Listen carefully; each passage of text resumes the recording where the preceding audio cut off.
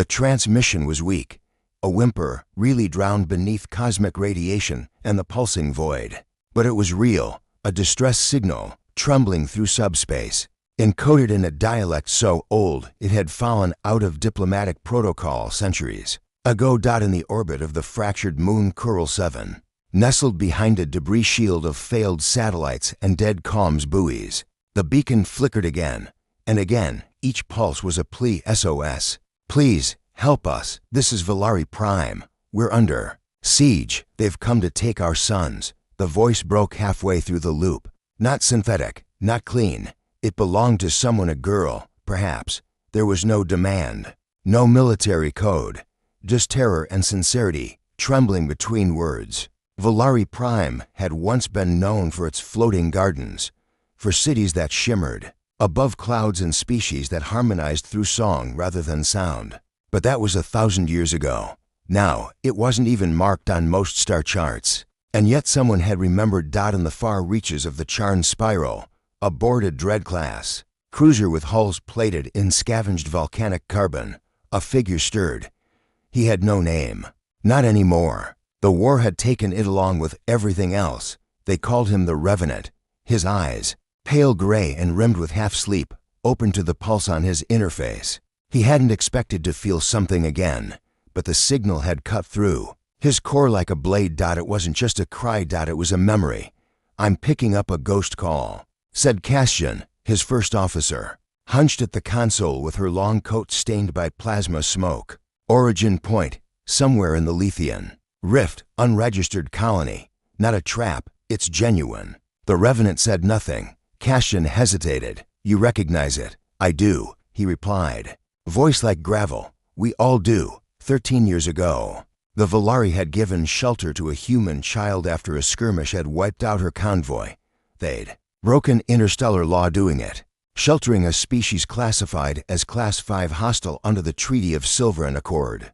Deathworlders, dangerous, unstable, not to be trusted. But the Valari had seen something else. Now they were the ones hunted, and the galaxy had no pity for kindness. The Revenant stared into the holomap as fleets moved like ghost shadows across the projection. The attackers were the Draxil Syndicate interstellar harvesters. They stripped planets of energy cores, atmosphere, even biospheres, leaving nothing but ash. They're sending 10 planet killers, Castian said grimly. Standard suppression. Pattern. Valari Prime will be starless in 5 cycles. The Revenant turned. Not if we answer first. Seen. The planet below. The girl who had spoken the SOS was no longer a girl, not really. Narelli stood at the edge of the broken skylands of Valari Prime, her silver skin dulled with soot. The sky above her flickered with burning embers from their defunct orbital net, falling like dying stars. Children cried in the sanctuary caverns behind her, and every adult had become a fighter. They had no army. No weapons strong enough to match dreadnoughts, but they had voice. And that was all Narelli could give them. I've sent it out again. She whispered to the High Priestess, her voice shaking. But no one's coming. They won't. The priestess said, wrapping her hand around Narelli's shoulder. No one dares to touch the Draxil. Our old allies have abandoned us. Narelli didn't cry, not anymore. Instead, she looked to the sky where the clouds had begun to darken, not from storm, but from dreadnought shadows. She closed her eyes, and in her mind, she saw the face of the child her people once saved. She remembered her clumsy smile, her laughter at the floating gardens. She'd whispered her name once, like a secret. Juna, a human. They had saved her. But even if she lived, no one expected humans to return. Seen, the Deathworlder fleet Revenants. Ship was one of dozens, black-helmed, powered by dark matter siphons, hidden in the folds of forgotten treaties. Humanity's war fleet had never been dismantled after the fall. It had simply gone silent. Not dead. Waiting. Now, like gods of ruin awakened from slumber, the warborn stirred. On dozens of bridge decks, humans with eyes like thunder waited for orders. Valari Prime sent a cry. The Revenant said into the fleet comm, his voice echoing through quantum link. They once gave a home to one of ours. That was all he needed to say. There was a silence. Then one by one, across light years, ships began to move. The humans did not fight for politics anymore. They fought for debts unpaid, for honor, for voices like that of Narelli, who had given warmth when no one else would, and for the quiet hope that maybe, just maybe, they weren't monsters after all. Scene. Narelli's last stand night fell fast on Valari Prime, and the people gathered at the edge of the cliffs to watch the burning descent of enemy ships. "We hold the mountain pass," said Narelli, gripping a spear made of crystal steel. "We give them nothing." The people raised their weapons. Then suddenly light. It cut through the sky like a second sun. Not gold, not fire. Blue-white, cold, controlled. The clouds opened like a wound and a fleet fell from the stars. Sleek, black, silent. Valari Prime had no standing navy, but now above them hovered the warborn. Final scene. The gate opens as the Draxel planet killers locked into orbital firing pattern, preparing to strip Valari Prime's atmosphere. The Revenant stood at the forward deck. His ship's systems buzzed with tactical fire, targeting locked, but he wasn't looking at the enemy. He was watching the small figure on the cliff. She was still there. Still standing, still brave. He remembered the girl who'd given his sister food when no one else would. "Open the fleet channel," he ordered. Castian did. Then his voice echoed across the stars, calm and clear. "Valari Prime, we heard your cry. You are not alone." The moment she stepped onto the ashes of Thurel, Unoa tasted grief in the soil. A world burned not by lasers or orbital bombardment, but by abandonment. This was no battlefield. It was a grave. Her boots pressed into the cracked red clay, leaving soft impressions behind her as the breeze caught the end of her coat. All around her, ruined cities lay entangled in twisted metal and stone, overgrown by glass-leafed vines. The Thirellans were gone. What little of them had once endured. She didn't come here for ghosts. She came because of a signal, a ping that stuttered across the void of space. Faint, wounded, forgotten. A Deathworlder response unit ignored it. But Unoa didn't. Unoa had never been a soldier. She was a translator by trade, trained to untangle dialects, to bridge cultures, to catch what wasn't being said. And something about that signal, it didn't plead, it didn't beg, it waited, as if it still hoped someone was listening. The ship she arrived in, a borrowed courier skimmer named Veilshade, whined softly. As it powered down behind her, "Status?" asked a filtered voice through her comm. It was Vren, the last remnant of the guild that hadn't sold their empathy for defense contracts. "Still scanning," she murmured. No signs of active defenses, no calm nodes, just echoes. There was a pause. Then, "You're still going through with it." "I have to," she said. "It's not just a dead world. Someone's still alive here, or something that used to be." She pushed deeper into the ruins. Hours passed. Ruins became craters. Craters became sinkholes. And then, beneath the veil of shattered obsidian trees, she found the garden. It wasn't supposed to be there. Rows of living flowers grew along the bones of the city alien. Tall petaled things that shimmered when touched by wind. They sang, faint, near silent harmonics, like the last chord of a symphony echoing across broken glass. She knelt and brushed her fingers along a stem, and that was when he stepped from the shadows. "You'll ruin the harmony if you pick it," he said. Her translator clicked, failed, then reset. The voice was accented, dry like dust, but definitely speaking a human-derived dialect. Unoa looked up slowly. He wasn't fully human. That much was clear. His skin had a pale blue tint, a hint of Thirellan ancestry. His hair hung in woven braids, embedded with dried flower petals and scrap metal rings. A long blade was strapped to his back, though his posture was non-threatening. She began. "I am the Echo Keeper," he said, "and this is my charge, the signal, the one that pulsed for decades." He nodded once. "I've been tending this garden since the bombs fell," he said. "You heard our song. That makes you the first." Unoa's breath caught. "The first what?"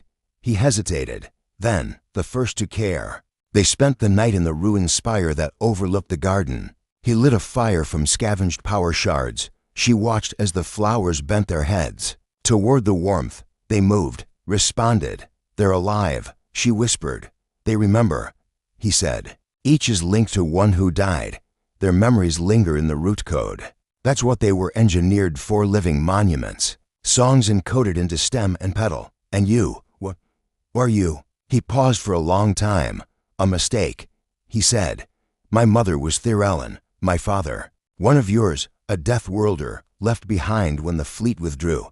He never left. I didn't think any Deathworlders stayed, only the broken ones, he said with a bitter laugh. My father said mercy wasn't in their code, but it lived in his heart. He looked up at her then. His eyes caught the firelight. There was a softness in them when she hadn't expected. Why did you really come? He asked. Anoa didn't answer immediately. The truth was embarrassing and painful. I got tired of translating empty treaties, tired of pretending peace was real when it was just strategic silence, she admitted. Then I heard that signal. I thought if I found the source, maybe I'd feel something real again. He nodded slowly. So you came chasing ghosts and found a half-breed gardener, singing to flowers. She smiled faintly, and I'm glad I did. He looked startled. Then, something in his shoulders relaxed. Over the days that followed, they wandered the city together. She learned the flowers' songs. He taught her the rhythms of the land, how to plant memories, how to speak into the petals. She told him about her world, and he told her how it died. And slowly, she began to understand. The signal had never been meant for rescue. It had been meant for witnesses. So many came to kill, he whispered one night. No one stayed to mourn. Anoa touched his hand. I'll stay, she said. His eyes met hers. You don't have to. I want to. They kissed beneath the blooming memory of a Thirellen child who had died clutching a painted stone. Anoa didn't need the translator to understand what the flower sang that night. It sang of hope. Beneath the fractured rings of Jonderus 4, tucked into the debris field where ancient satellites floated like bones, there was a station everyone had forgotten. Except her. Iriam adjusted the external sensor ray for the third time, her violet hands steadied despite the low-gravity twitches of the failing artificial field. Her race had no name anymore. Their homeworld was ash. She didn't speak of it, didn't mourn it. Mourning required time. She had only duty. She tapped into the cracked relay channel and sent the ping again. The galaxy wouldn't answer. Not anymore. Until someone did. The voice in the static, unidentified station. Respond. The voice crackled through, distorted by distance and old tech. It wasn't Garruk or Warren or the smug colonial governments of the Raylan League. It wasn't even Varn-Tech compliant. This signal was archaic, but the voice human. Iriam's breath caught in her throat. She slammed the transmit button so hard it sparked. This is Outpost 12 Karnan. I am Iriam of Iriam. You are not expected. Who are you? Silence for 3 seconds. Then a calm voice replied, I'm Elias, of Earth. You sent an SOS. She almost laughed. That was 118 cycles ago. Elias chuckled gently. Yeah, we got busy, Elias. The ghost from a dead world docked. In silence, no fanfare. Just the hiss of pressure equalization and a lone human stepping into the forgotten station. He was tall, graying at the edges, and wore armor that looked too old to still exist. No unit insignia. Just the mark on his collar. A stylized planet cracked in half. She recognized it. Deathworlder. Did they all send you? She asked, voice careful. No. He surveyed the ruin around them, his voice low. Just me. The rest are fighting the Korug fleets in the barren stretch. I volunteered for the quieter mission. She frowned. This isn't quiet. I read your logs. She blinked. How? Elias gestured to his helm. There's a backup archive in your emergency beacon. You logged 40 alien refugee entries and kept 11 alive for 3 decades. Without food resupply. That's not quiet. That's a miracle. Her cheeks flushed deep blue. They're gone now. I know. That's why I'm here. Burying the past, they stood side by side at the old cryotombs. 11 makeshift pods marked with names, symbols, and final messages etched into metal. Iriam didn't speak. Elias did. I'm sorry we didn't come sooner. She gave a sharp shake of her head. You came, no one else did. He crouched beside the pot of a child. This one left a drawing. I translated the glyphsits. A picture of you, carrying them through fire. Iriam's hands trembled. I didn't. I wasn't trying to be a hero. You were trying to save lives, Elias said simply. That's what makes one. She didn't argue. Couldn't. How? A Deathworlder shows Kinneselias didn't talk much after that. He spent days reinforcing their shielding, replacing thermal regulators with supplies from his drop pod, and somehow coaxed an old reactor into functioning again. Iriam didn't ask how he knew any of it. He was human, and humans, she remembered, faintly, were built different, not stronger, just relentless. One evening, while the rings glimmered outside like frozen fireworks, she handed him a cup of boiled root broth. It's bitter, she warned. He drank it, didn't flinch. Tastes like survival. She smiled. That's the nicest thing anyone's ever said about it. They sat in silence, the kind that said more than words. What do you miss most?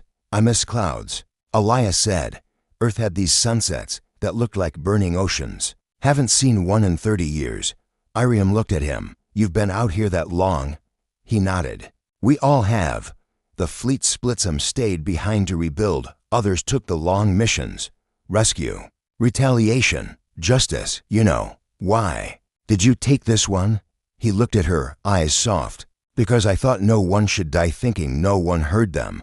Her voice cracked. They thought the universe was deaf, and I came to prove it wasn't. The softness under Armor days. Blood into each other. He fixed the station. She cooked. They began to talk more. Laugh sometimes. He showed her ancient Earth music. She found the concept of blues strangely familiar. Pain wrapped in beauty. One night, as the reactor hummed gently, Elias hesitated. By her quarters, I could head back soon, he said. But something tells me you wouldn't mind company. Her throat tightened. No one stayed, Elias. Not since the beginning. Even the ones I saved, they left when they could. I didn't ask them to. But they did. He nodded. I'm not them. Her voice trembled. Then what are you? He stepped closer. Someone who hears ghosts and stays anyway. She didn't stop him when he reached for her hand. Hope groaned from wreckage. They rebuilt the station. Slowly. The old comms relay reached farther now. They received a ping from a Garmic freighter last week. Iriam didn't answer it. She was too busy listening to Elias explain how to grow a potato from starch sludge. She laughed so hard she dropped her tools. Seriously, she gasped. You're telling me your species once lived off dirt root? He grinned. That's putting it politely. You're all mad. Mad enough to answer cries no one else will. She turned to him, suddenly quiet. You didn't just answer mine, Elias. You became it. He leaned in. Then I'll never stop listening. And in the silence that followed, in the starlight filtering through cracked glass, something finally began to heal. The orbital hangar above the dying moon of Veterfor hummed with eerie stillness, until the last of the Deathworlders arrived. Her boots hit the metal deck with a whisper of static. Eyes mechanical and biological followed her. She wasn't the largest human aboard, nor the most decorated, but she was something else. The kind of quiet that storms feared. They called her Ash. And when Ash walked into the command chamber of the shattered Dreadnought Threnody, silence followed her like a cloak. You're the Firebringer, the Zarn envoy whispered from behind his protective shimmer field. The one who burned the brood clutch on Hexus Prime. Ash didn't look at him. She simply set her hand on the table's holographic display. No more please. No more delays. You asked for Deathworlders. You got us. Now point to the ones who made your people scream. Commander Gran, who technically outranked her, stepped back. The authority Ash radiated wasn't granted. It was earned, soaked in centuries of conflict the galaxy only now began to understand. The map lit up with red. A system deep within the Shurn vortex, heavily fortified and cruelly beautiful. A triple-ring gas giant encircled by slave planet outposts. They broadcast mockery in response to our distress, the Zarn envoy said. They took our children to prove we were weak. They eat memory cores like candy. Ash's eyes narrowed. And you want them gone? The envoy hesitated. No, I want them erased. Ash smiled faintly. Good. Because mercy isn't a Deathworlder export. Back on the Threnity's weapons bay, her unit prepared. These weren't soldiers, they were storms in flesh. Each one carried scars from planets long extinct. A man named Riker prepped a solar railgun with one hand while tattooing the names of the fallen Zarn on his skin with the other. A woman known only as Ember loaded empseed charges into her gauntlets, her eyes glowing faintly orange from bioreactive augmentation. She'd once flown through a sun to kill a warlord. These were the ones who answered when an alien race whispered, "Help us into the dark." Their drop wasn't stealth. Deathworlders never were. They wanted their enemies to feel the countdown like a sickness. As they descended into the black clouds of the gas giant's high orbit, Ash opened her comms. "To the sovereign lords of the Shern Dominion," she said calmly. Her voice sent through every comm layer, psychic relay, and AI channel in the sector. "You hurt those who asked us for help. You mocked their pain." She let the silence hang. "And now, we answer." The battle wasn't cinematic. It was poetry written with fire. Plasma cannons blazed through shielding like butter under a blade. Ember ripped apart atmospheric sensors with her bare hands. Riker landed on a power grid and shattered the entire planetary defense matrix with a localized starburst. But Ash walked into the palace of the Shern Emperor, alone. While the world trembled, he sat atop a throne of polished bone and gold, laughing even as the palace cracked around him. "A single Deathworlder dares enter my sanctum." Ash stopped his steps from him. The Shern guards raised plasma lances fired and missed. Or perhaps she moved faster than perception. He coughed blood before realizing she hadn't drawn a weapon. "Mercy." He gasped, falling to his knees. Ash stared down at him. "We didn't come for mercy." She placed a small, glowing cube on the floor. It clicked softly, and time fractured. The Shern Emperor saw every face he'd ever harmed, every scream, every child taken, every last Zarn soul. And then nothing. When Ash returned to the ship, the crew was quiet. There was no cheering, no celebration. Just the kind of silence that follows the end of a long scream. The Zarn envoy waited at the hangar edge. Was it enough? He asked. Ash shook her head. "There's no enough. Just justice." "And what now?" Ash looked toward the stars. There are other voices crying into the dark. The stars had never looked colder. Not after the battle. Not after what they did to win it. She stood alone on the edge of the observation deck. The curve of the supercarrier's glass canopy stretching above her like the ribcage of some ancient beast. The black void yawned beyond, littered with the glowing debris of the wreckage that used to be a war. And in her arms a hand, warm and trembling. "You don't have to say anything," she whispered. "Just to stay." The man beside her, the Deathworlder, didn't speak. He couldn't, not yet. His throat had been half burned by acid gases, lungs ruptured from pressure implosion. Only the metal wrapping his body held him together. But he watched her, with human eyes, eyes that still shone. 10 hours earlier, the fifth ring of Volanale burned.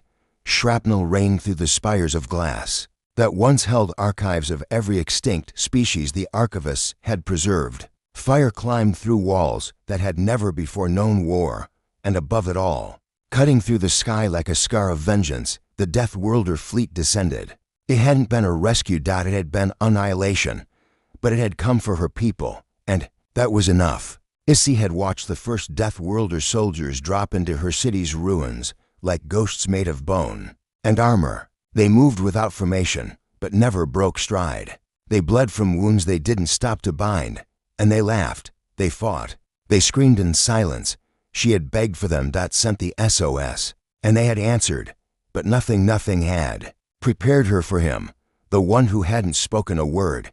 She'd met him as rubble fell around them, carrying her brother's limp body. She'd stumbled, half-starved, lungs coated with the ash of 1,000 dead. He had caught her, lifted her, cradled her without a word, and when one of the Zarnu beasts lunged from behind, he had thrown her aside and taken the full brunt of the blow himself. There had been fire, there had been blood, and there had been a look, a glance exchanged in that moment of raw pain that neither of them could forget. Not even now, not after she had pulled him from the wreckage, not after she had stood over his failing body in the med bay and pleaded with his officers to save him, not after they told her, "He's one of the Black Watch. They don't survive long, but they choose where to die," and he had chosen to die protecting her. "Now I never got your name," she said, brushing her fingers over his bandaged hand. "Or maybe I did. You just couldn't say it." His eyes flickered. The Medjol hissed. Machines beeped. I know what your people are. She continued. What the galaxy calls you. Deathworlders, monsters, weapons. But I saw what you really are. I saw it when you jumped between me and that thing. She turned toward him, holding back tears. You're not made of violence. You're made of choice. And you chose me. A soft groan escaped his throat. She froze. He was trying to speak.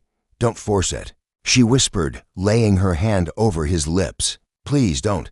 But he kept trying, again. Louder. The machines panicked, chirping and flaring. Med drones floated toward them. Issy stood, turning to intercept them until a low, guttural rasp cut through the static. His voice, barely audible, raw, but real. Issy. Her knees buckled. He remembered her name. And then he said it again. Issy. You stayed. Yes, she breathed, crawling to his side. I stayed. I'm not leaving. He smiled barely, cold. In space, I'll be your fire, she said, pulling his hand to her chest. You don't have to be alone anymore. 3 days later, the fleet was leaving. The war was done. The planetary governors had issued formal apologies to the Deathworlders. Though none of them had the courage to say the words directly, it didn't matter. The humans didn't wait for thanks. They weren't here to rule. They came when called. They left when finished. But one soldier stayed behind. He wasn't fit to serve anymore, not with his injuries. And maybe he didn't want to. Issy stood at the edge of the cliff outside her village. The land was healing. Now, the fires had died. Crops had begun to grow in the ash of war. And beside her, wrapped in a coat too large for him, the human sat silently, legs dangling over the edge. Still hurts? She asked. He nodded. But you're still here. He turned, and for the first time, smiled not with his mouth, but his eyes. I chose this place, he rasped. I chose you. Her heart caught. I never even knew your name. She said softly, will you tell me now? He paused. Then, slowly, he leaned close and whispered it. It was short, rough, a human name, but it meant the world. She repeated it. It felt strange in her mouth, but it made her smile. I'm glad, she said, that you answered our cry. He looked at her again, and this time, he reached out, not in desperation, not in injury, but in peace, and she took his hand. Epilogue. The galaxy never sang songs of what came after. They remembered the war, the vengeance, the brutal poetry of a Deathworlder fleet tearing through the void like a wrathful storm. But on one quiet world, one forgotten colony where peace had once died and now bloomed again, there were no stories of violence. Only a garden, only a girl, only a soldier who no longer needed to fight, and 2 names carved into a stone by the river's bend. Under a flowering tree, one human, one not, but both chosen by each other.